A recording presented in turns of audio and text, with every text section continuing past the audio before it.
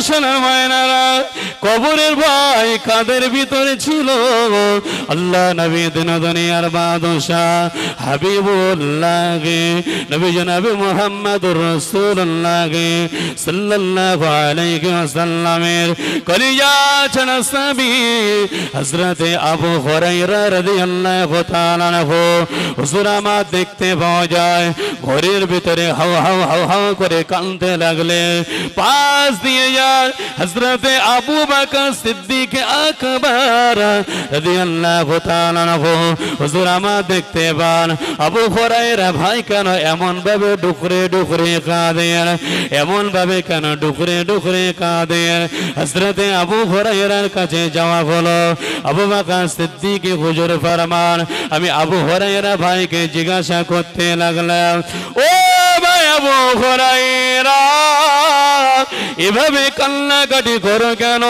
এভাবে তুমি কাঁদছো কেন না ভাই আমি এভাবে কাঁদছি এই জন্য ও ভাই আমি এই জন্যই কাঁদছি আমি যে নামাজ আদায় করেছি এই নামাজ মহান আল্লাহ দরবারে কবুল হয়েছে কিনা কিন্তু কিতাব ওয়ালারা লিখেছেন যতগুলি হাদিস মোবারক উল্লেখ করেছেন সাহাবায়ে কেরামদের ভিতরে সব থেকে বেশি হাদিসের পণ্ডিত ছিলেন আবু হুরায়রা জোরে বলুন আর একটু চিল্লে বলুন সুবহানাল্লাহ এ সোনার মায়েরা হযরত আবু হুরায়রা রাদিয়াল্লাহু তাআলা আনহুর ব্যাপারে আবু বকর হুজুর বলতে লাগলেন ও ভাই আবু হুরায়রা তোমাকে আমি একটা দিনের তরে তাহাজ্জুদের নামাজ বাদ দিতে দেখলাম না তাহাজ্জুদের নামাজ ছেড়ে দিতে দেখলাম না পাঁচ ওয়াক্ত নামাজ তো দূরের কথা আওয়াবিনের নামাজ তো দূরের কথা ইশরাকের নামাজ তো দূরের কথা চাস্তের নামাজ তো দূরের কথা আমি আবু বকর যতদিন তোমার সঙ্গে মিশেছি তোমার সঙ্গে ঘুরেছি ভাই আবু হুরায়রা কোনদিন তোমাকে তাহাজ্জুদের নামাজ কাজা করতে দেখি না তাহাজ্জুদের নামাজ কাজা নেই একটা দিন সেই ব্যক্তি এত কান্না যদি কাঁদে আমাদের কত কাঁদতে হবে সে কবরের ভয়ে কাঁদছে আর আমরা নামাজের ধার ধারি না ততবিও কবরের ভয় আমাদের লাগে না ও সোনার মানিকেরা নামাজ আপনার পড়তেই হবে নামাজ আপনার পড়া লাগবে কারণ নামাজ কারোর জন্য ছাড় নাই রে সোনা আপনি যখন মারা যাবেন আপনি মারা যাওয়ার ফলে সকলে আপনার খাটিয়া নামক গাড়িতে আপনার লাশটাকে রেখে দেওয়া হবে ওই লাশটাকে দিয়ে দাফন করতে নিয়ে যাওয়া হবে সকলে কাঁধে করে নিয়ে আমার আপনার নিয়ে চলে যাবেন কোন মাইয়িত যখন মৃত হয়ে যায় কোন ব্যক্তি যখন মৃত হয়ে যায় ওই ব্যক্তিটা এমন করে দেখতে পাওয়া যায় আমরা তৈ ঘড়ি তাকে গোসলের ব্যবস্থা করে থাকি ওই ব্যক্তিটাকে যখন আমরা গোসল দিয়ে থাকি ওই ব্যক্তিটা বলতে থাকে ও আমার গোসল দেনেওয়ালা ব্যক্তিরা আমাকে আস্তে আস্তে গোসল দাও আমাকে জোরে জোরে আঘাত করো না আমাকে যেন ওহদ পাহাড়টা এনে আমার গায়ের উপরে তুমি চাপিয়ে দিলে ভাই আমার গায়ের উপরে আস্তে আস্তে করে হাতটাকে রলো আস্তে আস্তে করে গোসল দাও যখন আমরা ওই ব্যক্তিটাকে পানি ঢালতে থাকি ওই মৃত ব্যক্তিটা আমাকে আপনাকে বলতে থাকে ও আমার গোসল দেওয়ালা ব্যক্তিরা তোমরা আমার গায়ে আস্তে আস্তে করে গোসল দাও আস্তে আস্তে করে পানি ঢালো কিন্তু না না সেদিনে আমার আপনার কথা গোসল দেওয়ালা ব্যক্তিরা শুনতে পাবে না সোনার মানিকেরা, ওই ব্যক্তিকে যখন কাফন পরানো হবে, যখন এদিকে ওদিকে নাড়াচাড়া দিয়ে কাফন পরানো হবে, ওই ব্যক্তিটা তখন বলতে থাকবে, আমি আপনি তখন বলতে থাকবো, ও আমার কাফন পরানেওয়ালা ব্যক্তিরা, তোমরা আমাকে আস্তে আস্তে করে নাড়া দিও, আস্তে আস্তে করে ঢাকা দিও, আস্তে আস্তে করে এমন করে কাফনের কাপড়টা লাগিয়ে দিও। তোমরা আমাকে এমন জোরে জোরে কেন আঘাত করতে লেগেছ? ওই এমন করে সেদিনে আমি আপনি যতই চিৎকার মারি না কেন রে সোনা, ওই ওই এমন করে জীবিত ব্যক্তিটা, গোসল দেওয়ালা ব্যক্তিটা, কাফন পরানেওয়ালা ব্যক্তিটা কোনোদিনও তোরে শুনতে পাবে না। মানুষ যখন মারা যায় তার গোটা শরীরটাই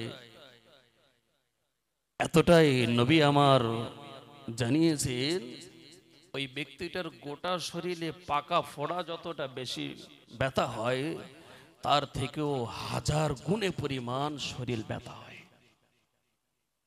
টাচ করলে মনে হবে যেন একটি পাথর ফেলেছে। ও সোনার মানিকেরা, মনটা নরম করুন, ভুল আমায় বুঝবেন না। আমি আপনি যেদিন মারা যাব, কেউ আমাকে আপনাকে চিনবে না। আমাকে আপনাকে কাফন পরানো হয়ে গেলে আমাকে আপনাকে এবারে আমাকে আপনাকে খাটিয়া নামক গাড়ি অপেক্ষা করবে।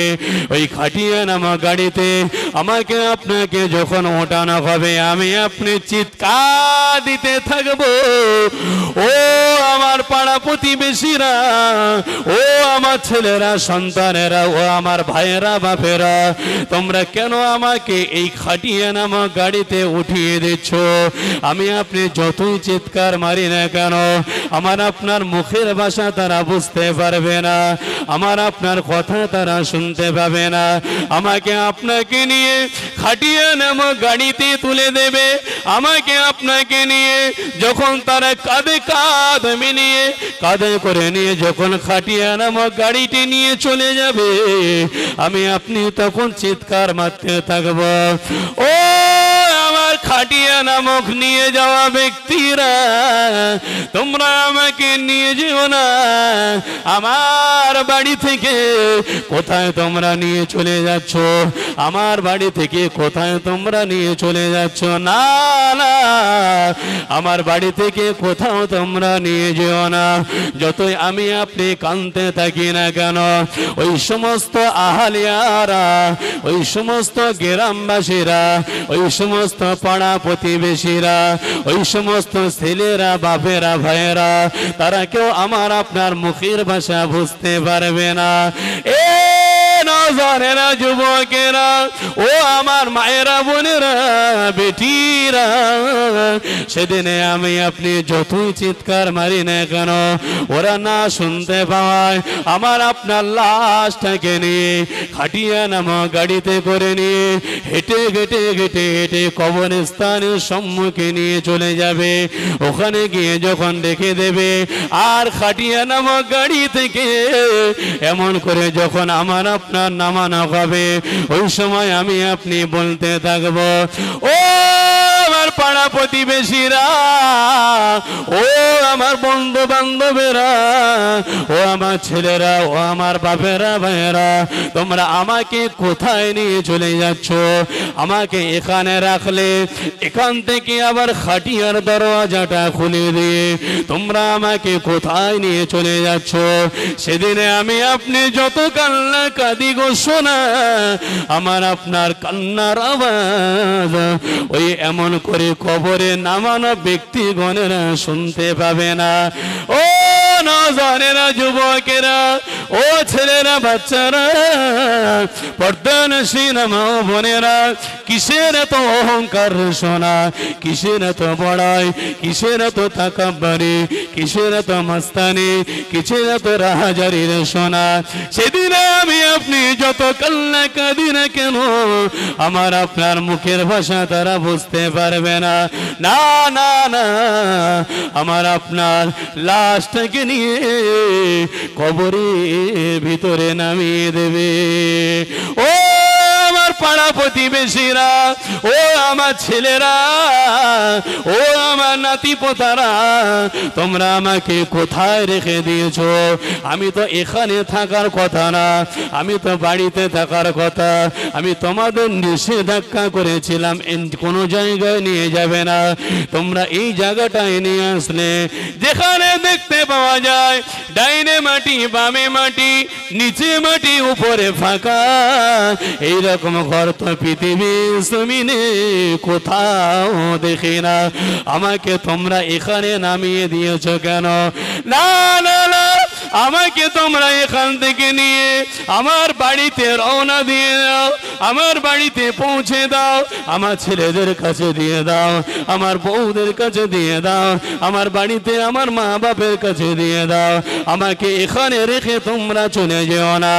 এ সোনার মানিকেরা, সেদিনে আমার আপনার কথা ওই পাড়া প্রতিবেশীরা বুঝতে পারবে না, ছেলেরা বুঝতে পারবে না, বন্ধু বান্ধবেরা বুঝতে পারবে না। বুঝতে না পারায় আমার আপনার দুমুঠো করে মাটি দিয়ে ঢাকা দিয়ে আসবে। তাহলে মারা গেলে কেউ কারো হবে না। আমি আপনি যতই কান্নাকাটি করি না কেন, আমি আপনি যতই চিন্তা করি না কেন, আমি আপনি যতই কান্নাকাটি করি না কেন, আমি আপনি যতই চিৎকার মারি না কেন, আমার আপনার বাসস্থান বাঁধা ঘরে আমার আপনাকে রেখে দেওয়া হবে না। আমার আপনাকে নিয়ে কবরস্থানে জায়গা করে দিয়ে সেখানে আমার আপনাকে দুমুঠো করে মাটি ঢাকা দিয়ে চলে আসবে। এ সোনার ময়নারা, তাই আমি তরিকুল বলতে চাই, মরে আপনি যাবেন, মারা যাবেন, কবরে চলে যাবেন। ওই কবরে যাওয়ার সময় আপনি হাতে করে কি নিয়ে যাবেন? কি নিয়ে যাবেন?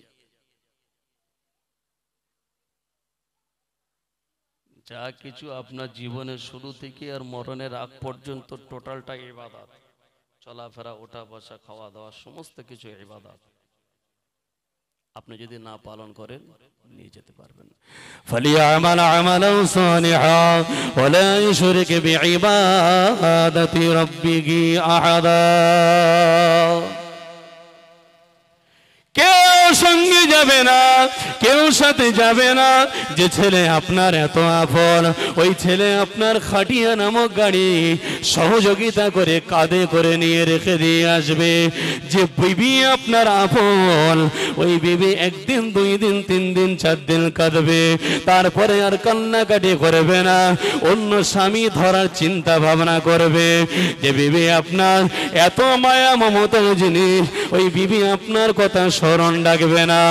এ মা বোনেরা, যে স্বামী আপনার এত আপন, ওই স্বামী আপনি মারা যাওয়ার পরে ওই স্বামী আপনার কথা মনে রাখবে না। যে ছেলে আপনার এত আপন, যে মেয়ে আপনার এত আপন, কেউ আপনার কথা মনে রাখবে না। তাহলে আমাকে আপনাকে মারা যেতে গেলে একা একাই চলে যেতে হবে।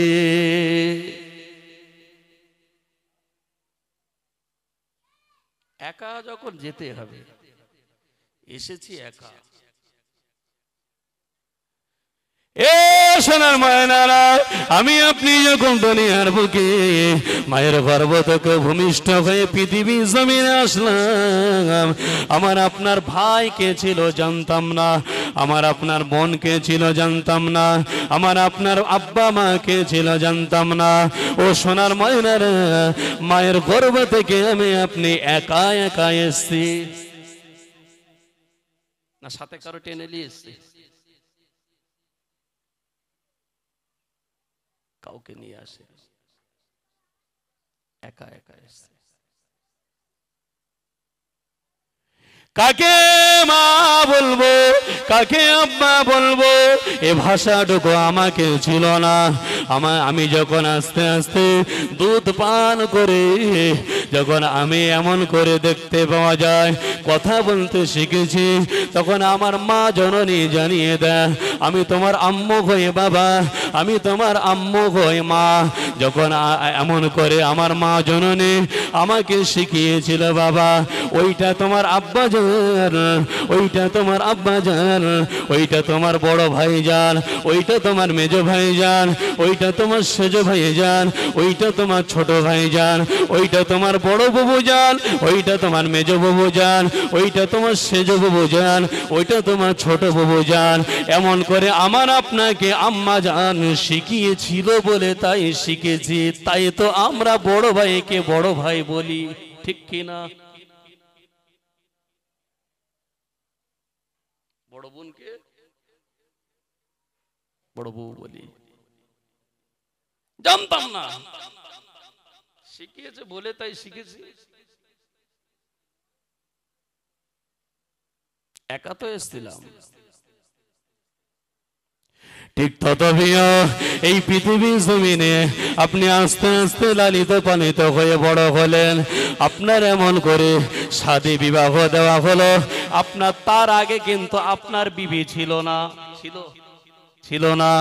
আপনার বিবি একটা পাত্রী আপনাকে দেওয়া হলো। ও মায়েরা, আপনি যখন সাবালিকা বিবাহ করার আগে আপনার যখন স্বামী ছিল না, তখন স্বামী কি জিনিস আপনি চিনতেন না। বিবাহ হওয়ার পরে আপনি স্বামীকে চিনেছেন, তার আগে আপনি একা ছিলেন। আপনার এমন করে মা যে শিখিয়েছেন, আমি তোমার মা হই, উনি তোমার আব্বা হয়, উনি তোমার বড় ভাই হয়, মেজো ভাই হয়, ছোট ভাই হয়, উনি তোমার বড় বোন হয়, উনি তোমার মেজো বোন হয়, সেজো বোন হয়, ছোট বোন হয়। এই শিখিয়েছিল বলে ওরাই আমার আহালে বায়াত ছিল, বা ওদেরকে আমরা চিনতাম। তথাপিও আমার যখন বয়স হয়েছে, বিবাহের বয়স, ওই সময় আমার মা জননী আব্বা জান আমাকে বিবাহ দিয়েছে। ওই বিবাহ দিয়ে আমার এমন করে অপরের মেয়েটা তখন আমার স্ত্রী হয়ে গেছে, আর আমি তখন ওই মেয়েটার জন্য স্বামী হয়ে গেছে।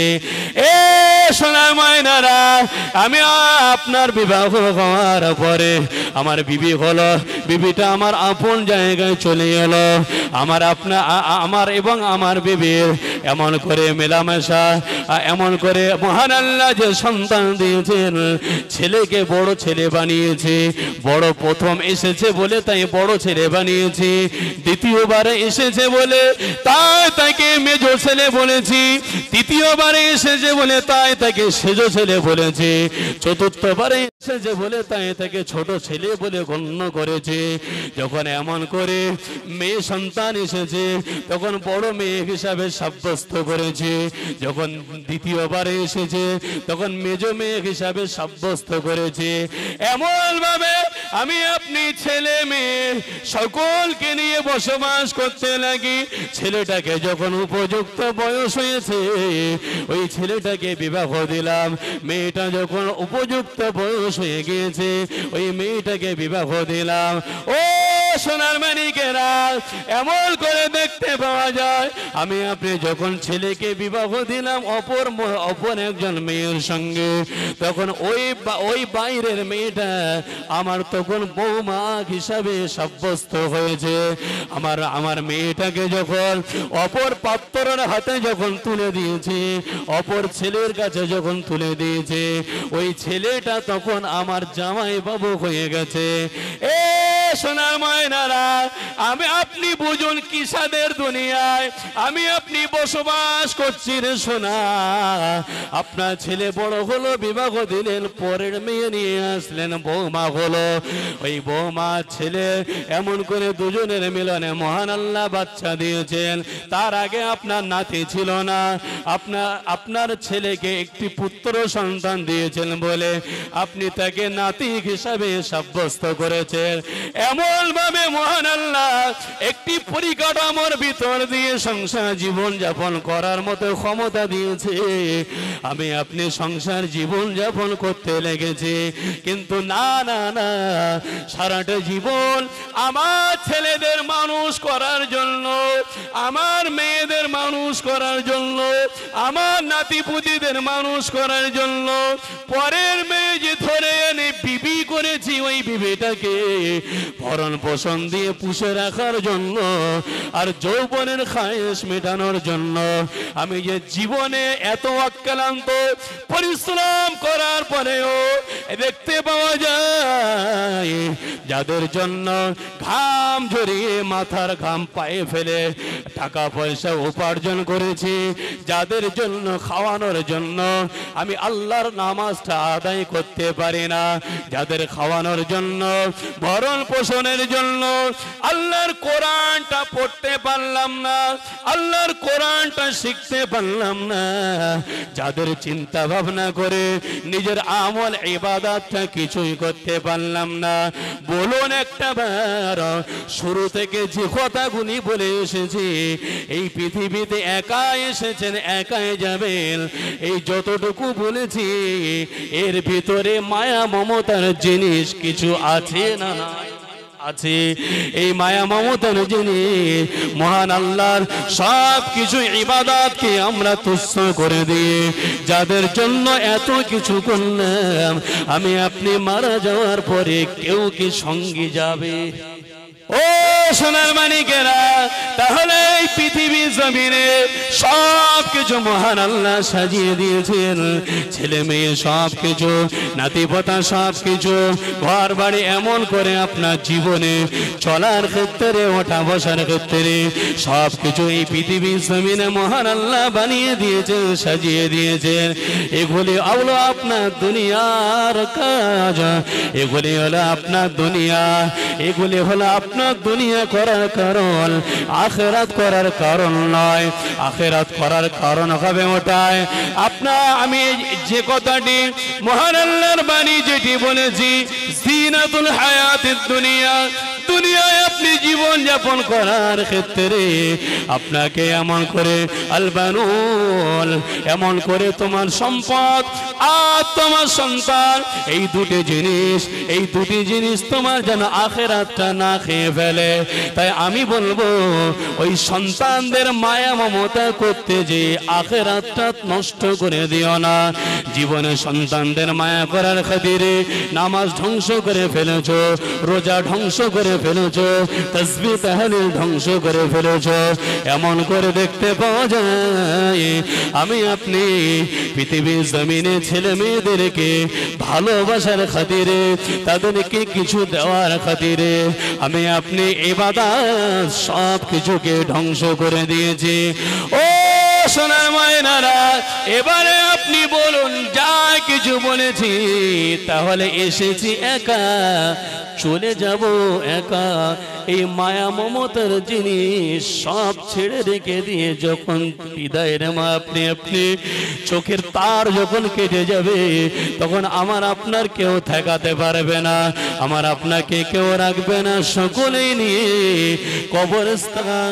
বাপ মায়ের চোখ দিয়ে যদি এক ফোঁটা পানি আসা তো দূরের কথা, বাপ মা যদি সন্তানাদের প্রতি একবার যদি উহু বলে, একবার যদি আহা বলে থাকে, ওই সন্তান যদি 100 বার যদি হজ পাকে যদি যায়, কাবা শরীফে যদি গিয়ে কাবার চাতওয়ালে মাথা ঠুকে ঠুকে যদি মাথাটাও যদি ফেটে যায়, সোনা বাপ মা যদি একবার উহু করে থাকে, তোমার কাবার চাতওয়ালে মাথা ফাটানোটা বেকার হয়ে যাবে।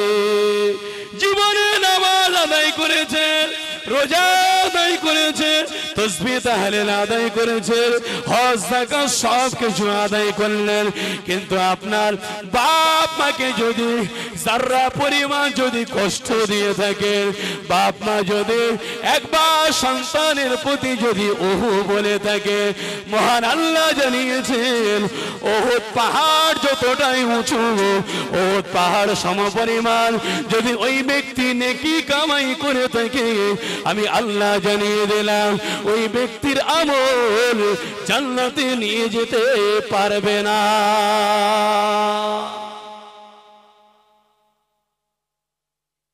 এই উপহার দেখতে পারো একবার, লাঠি মেরে হোক আর গালাগালি দিয়ে হোক, যে কোনো প্রকারে কষ্ট দিয়ে চোখের পানি যদি না পড়ে, চোখের পানি এত বলা বলছেন, এত মারছেন, এত গাল দিচ্ছেন, এত কষ্ট দিচ্ছেন, তাও চোখে পানি পড়ে না, এমন বলা বলুন যেন একটু কষ্ট লেগে যায়, জান্নাত ফসকে যাবে। জান্নাত আপনার বাপ মার সেবা যত্ন করে তৈরি। হুমা জান্নাতুকা ওয়া নারুকা, এ সন্তানেরা তোমাদের বাপ মায়ের পায়ের তলায় রয়েছে জান্নাত, আবার তোমাদের জন্য তোমাদের বাপ মায়ের পায়ের তলায় আছে জাহান্নাম।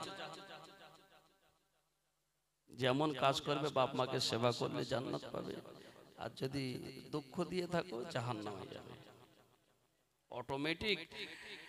প্রতিটা গ্রামে, শুধু আমার তেঘরিয়া বলে নয়, প্রতিটা গ্রামে 100 মানুষ যদি বসবাস করে থাকে, তো 98% মানুষ টিকিট কেটে রেখেছে জাহান্নামের, টিকিট কেটে রেখেছে।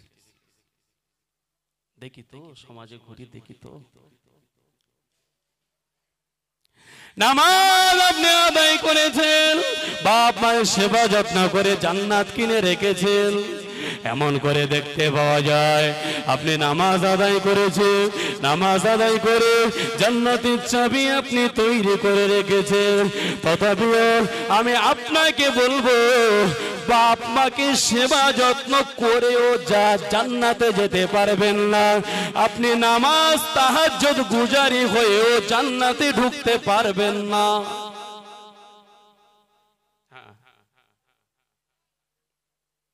আপনি বাপ মার বিশাল সেবা যত্ন করেছেন, এসি ঘরের ভিতরে রেখেছেন, পন্স গদি তার উপরে শুইয়ে রেখেছেন, গালে তুলে ভাত খাওয়ান, বিশাল ব্যাপার, পেশাব পায়খানা, বিশাল সেবা যত্ন করে জান্নাত কিনেছেন, যেতে পারবেন না।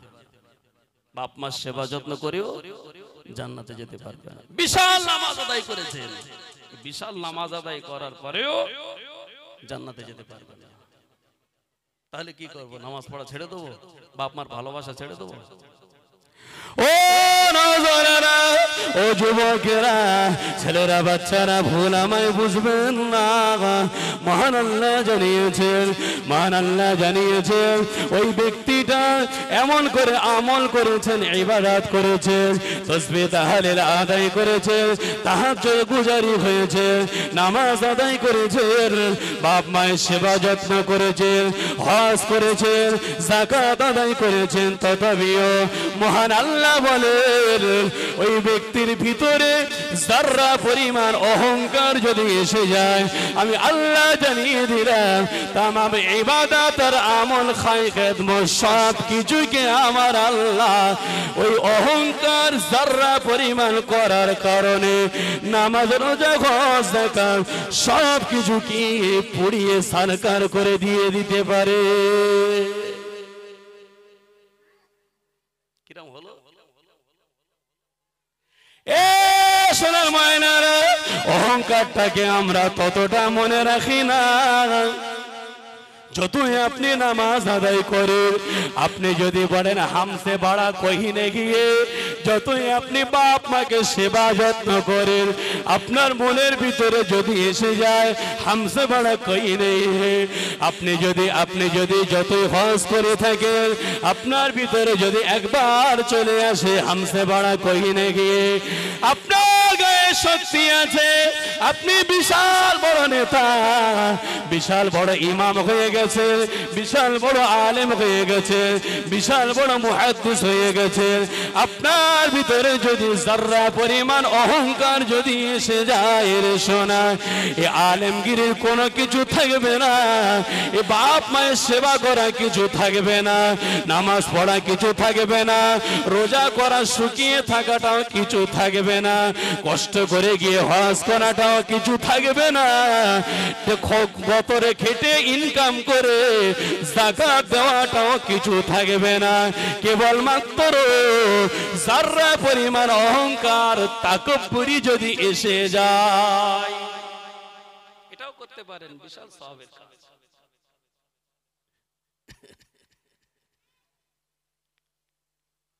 আছে যাদের ভিতরে অল্প অল্প আছে না, একটু বেশি বেশি করে দেবেন। আজ আমাদের নামাজ আল্লাহ দরবারে কবুল হয় না কেন? আমাদের রোজা মহান আল্লাহর দরবারে কবুল হয় না কেন? আমাদের ইবাদত মহান আল্লাহ দরবারে কবুল হয় না কেন? এত দান করি তথাপিও মহান আল্লাহ আর নবী পাককে একটা বার দেখায় না কেন? মাদ্রাসায় দান করি, মসজিদে দান করি, ঈদগাহে দান করি, খানকা শরীফে দান করি, গরিব দুঃখীদের দেখি এমন করে রোজা আদায় করে, নামাজ আদায় করে, মাথায় টুপি ছাড়া বেড়ায় না, মুখে দাড়ি ছাড়া ঘুরি না, তথাপিও এমন করে তামাম জীবনে যত আমল যত ইবাদত আমি করি না কেন শোনা, আমাদের কবুল না হওয়ার মূল কারণ হলো রিয়া, অহংকার। গোটা দুনিয়া ধরে যদি তুমি দাও আল্লাহর, গোটা দুনিয়া ধরে যদি তুমি দাও মাদ্রাসায় নবীরে, হবে না। ও সোনার মানিকেরা, আমি আপনাদের বোঝাতে চাইছি এটাই, আমাদের দোয়া কবুল না হওয়ার কারণ আরো একটি শর্ত রয়েছে, আমাদের জবানটাকে পবিত্র জবান। মহান আল্লাহ পাক আমরা যখন মায়ের গর্ভে নামক জায়গাতে ছিলাম, মহান আল্লাহ পাক মায়ের নাভির নাড়ির সঙ্গে আর আমাদের নাভির সঙ্গে এ সংযুক্ত করে দিয়েছিলেন। মায়ের যে মাসিক ব্লাডটা হয়ে থাকে, ওই এমন করে মাসের যে ব্লাডটা হয়ে থাকে, ওই ব্লাডটা মহান আল্লাহ 10 মাস 10 দিন বন্ধ রেখে দেন বাচ্চা গর্ভে আসার কারণে। তার কারণ হলো আমি আপনি যে জীবিত, এমন করে আমি আপনি যে একটি মানুষ মায়ের গর্ভেতে আছে, কিভাবে আমাদের পৃথিবীর মানুষ খাওয়া দাওয়া দেবে, কিভাবে আমাকে আপনাকে রুজি দেবে, কিভাবে আমাকে আপনাকে খাওয়াবে। তাই মহান আল্লাহ মায়ের এমন করে মায়ের ওই নাপাকে রক্তটা আমাদের জবান দিয়ে আল্লাহ খাওয়ান নাই, আমার আল্লাহ নাক দিয়েও খাওয়ান নাই। মহান আল্লাহ মায়ের ওই নাপাক রক্তের নাড়ির সঙ্গে আমাদের নাভির সঙ্গে একটি নাড়ি যোগ করে দিয়েছিলেন, যেটিকে আমরা বলতে থাকি নাভি এবং নায়ও অনেকেই বলে থাকি। এই নাভির সঙ্গে আমাকে আপনাকে সংযুক্ত করে মহান আল্লাহ মায়ের নাপাকে রক্ত দিয়ে এইভাবে করে খাইয়ে জীবন যাপন করিয়েছে। তথাপিও মহান আল্লাহ একটি দিনের পরেও আমার আপনার জবান দিয়ে খাওয়ালেন না কেন? মহান আল্লাহ বলেন, আমার বান্দা, এ আমার বান্দিরে, আমার ইবাদত করবি, আমার উপাসনা করবি, আমার ইবাদত করবি, আল্লাহ আল্লাহ জিকির করবি, কোরআন তেলাওয়াত করবি, তাসবিহ তাহলিল তেলাওয়াত করবি। আমার বান্দা বান্দিরা, আমি আল্লাহ পাক ওই জন্য তোদের জবান দিয়ে খাওয়াতে চাই না।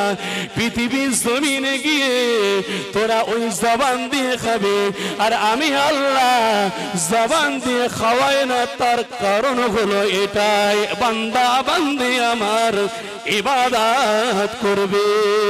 জোরে বলো। এটা মহান আল্লাহ পাক রেখেছিলেন। দুনিয়ায় এসেছি, এই হারাম হালাল এত পরিমাণে খেয়েছি, এই জবানের ডাক আর আল্লাহ নেয় না।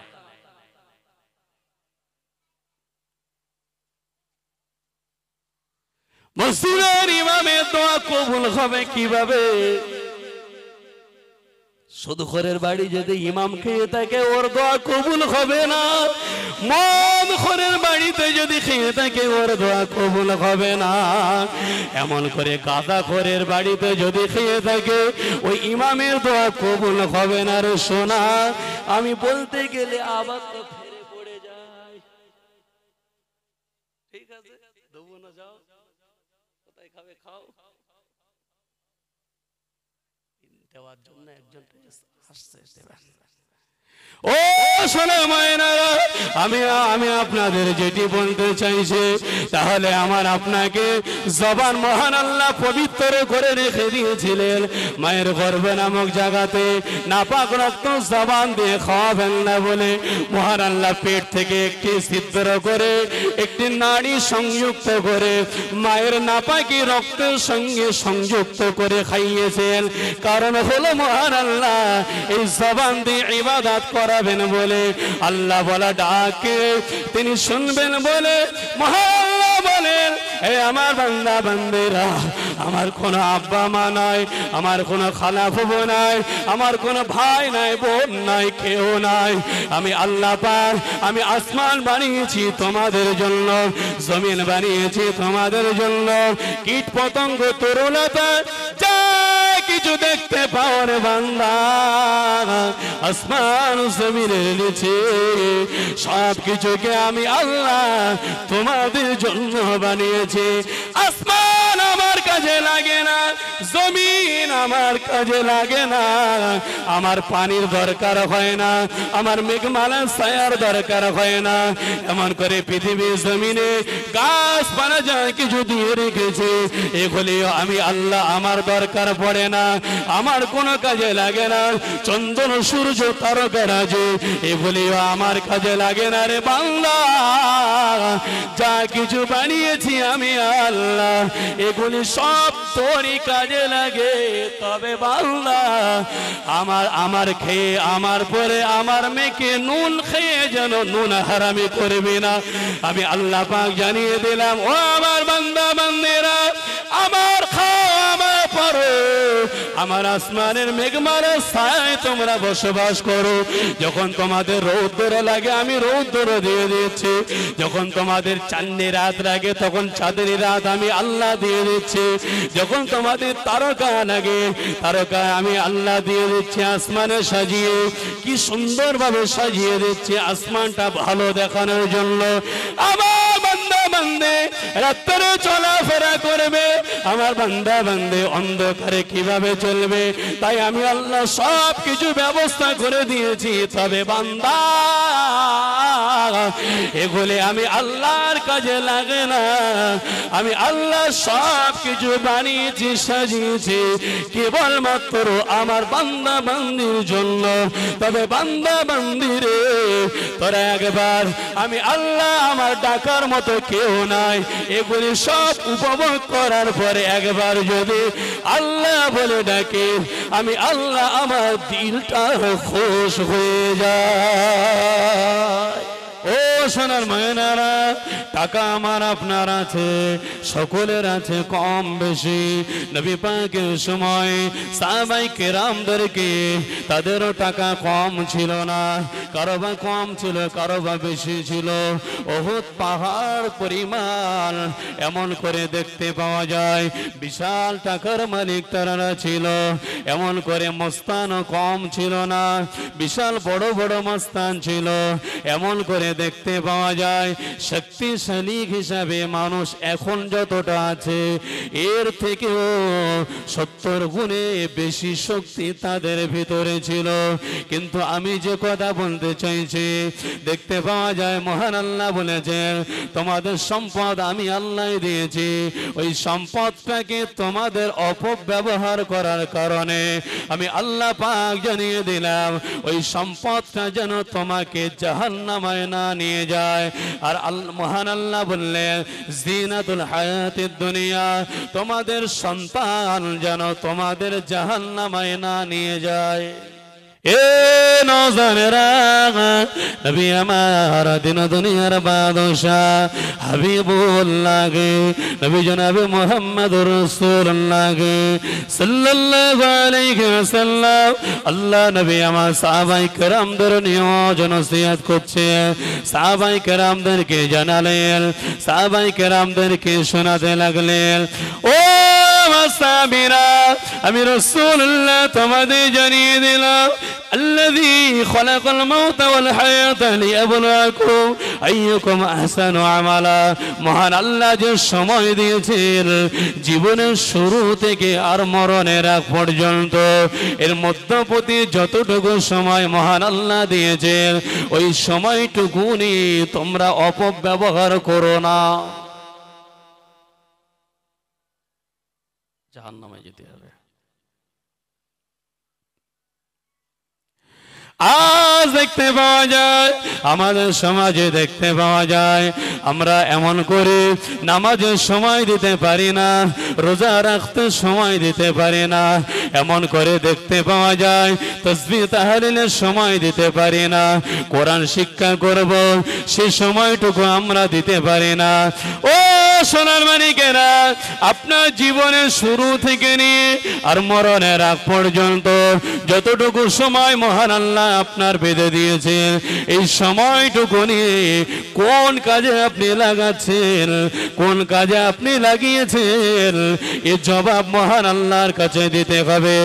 আজ সমাজের বুকে আমাদের ভিতরে যদি কবরের ভয় থাকতো, আমাদের ভিতরে যদি আযাবের ভয় থাকতো, মুসলমান কোনদিন নামাজ ছেড়ে দিয়ে থাকতে পারত না, মুসলমান কোনদিন এমন করে রোজা ছেড়ে দিয়ে থাকতে পারত না, মুসলমান কোনদিন দাড়িটাকে মুন্ডন করে থাকতে পারত না, মুসলমান কোনদিন মাথায় টুপিটা ছেড়ে দিয়ে থাকতে পারত না।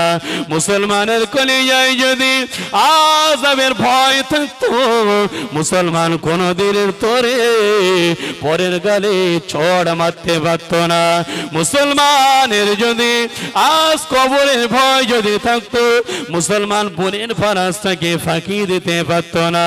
মুসলমানের ভিতরে যদি কবরের ভয় থাকতো, মুসলমানের ভিতরে যদি আযাবের ভয় থাকতো, মুসলমান কোনদিন সুদের টাকা গ্রহণ করতে পারত না।